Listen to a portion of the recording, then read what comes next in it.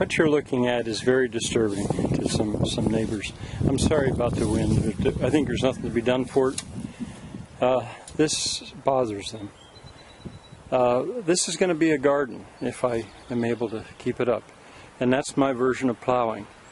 And look at how crooked it is. As I say, that is very disturbing to some. There's a difference between straight and level.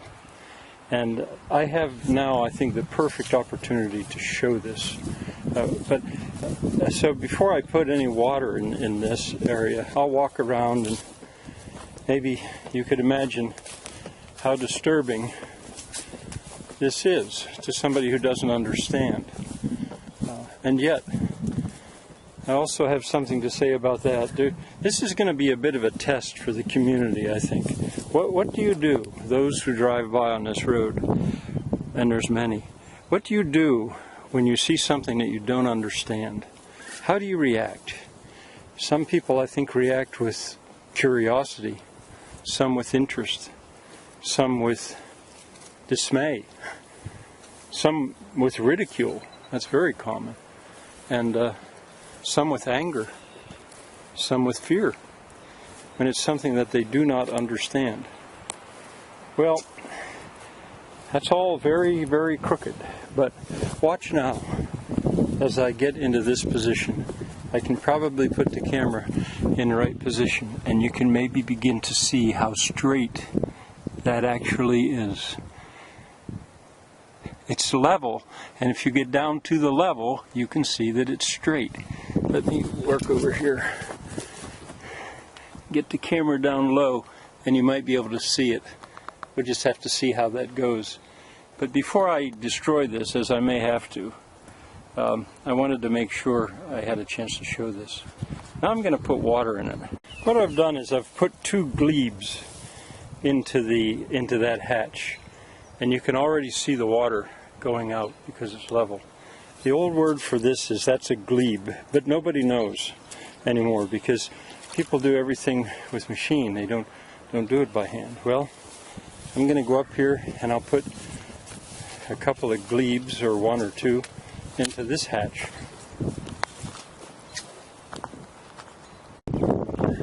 Now there are a couple glebes in all the hatches, and there's 1, 2, 3, 4 of them. And you can see the water racing out along on a contour line. This is the most recent one that I did.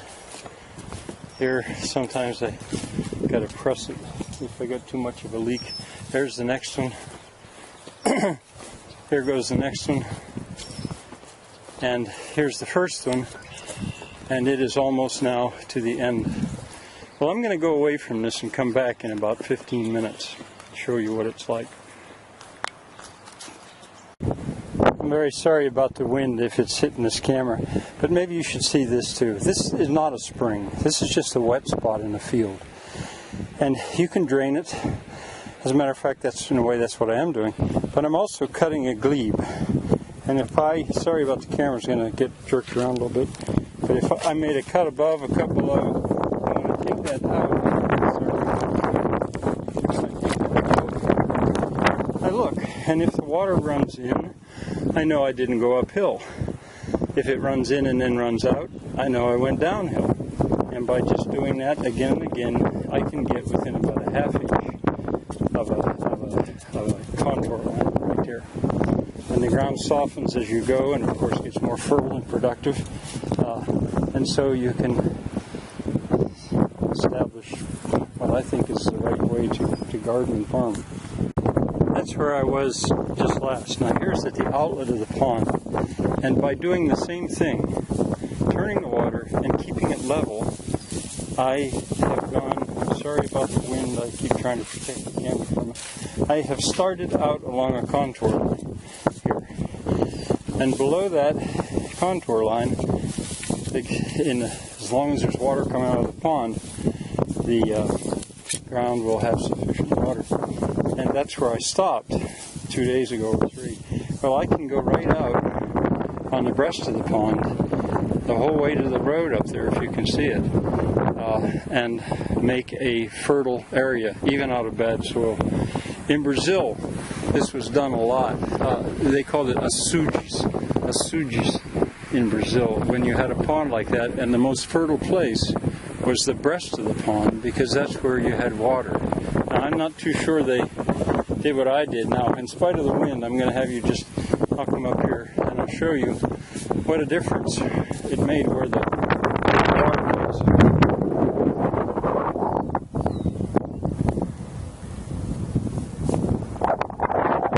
That's the drain. I'm trying to shield the camera. It's really windy. I'll turn around in a second and you won't hear anything but the wind. But you can see the pond drop by, what is that, 5 feet, because the outlet changed or got eroded.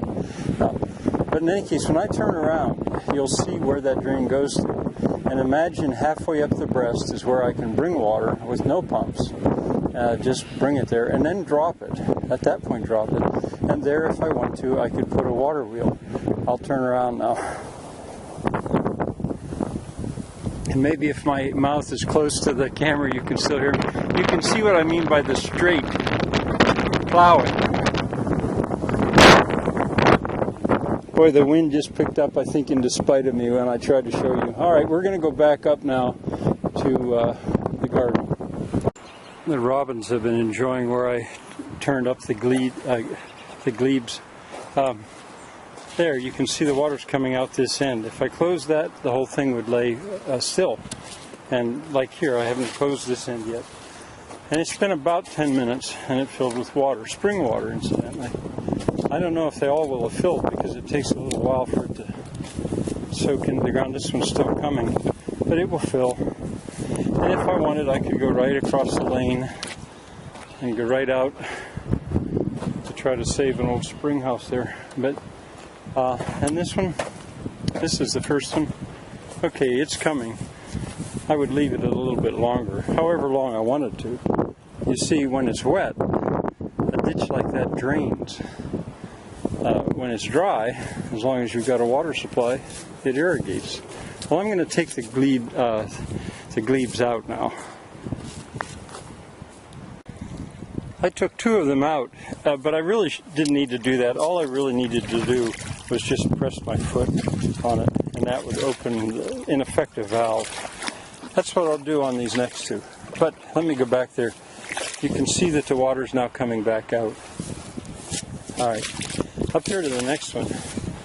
I like pressing it with my foot better because it makes the valve stronger on either side, rather than just always taking the glebe out and bring it back in. Hope that's deep enough. Now you can see the water has already reversed, and now it's coming back out. I better make it deep. The neighbors will be all the more disturbed if they see these full of water.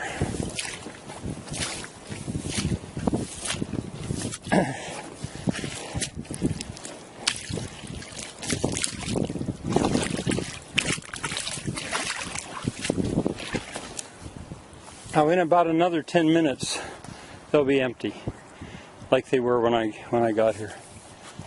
All right, there's what you can do with contour ditching. Maybe when I get back to my Frank school, I'll explain about what that has to do with kilocalories as currency. For now, the field trip is over.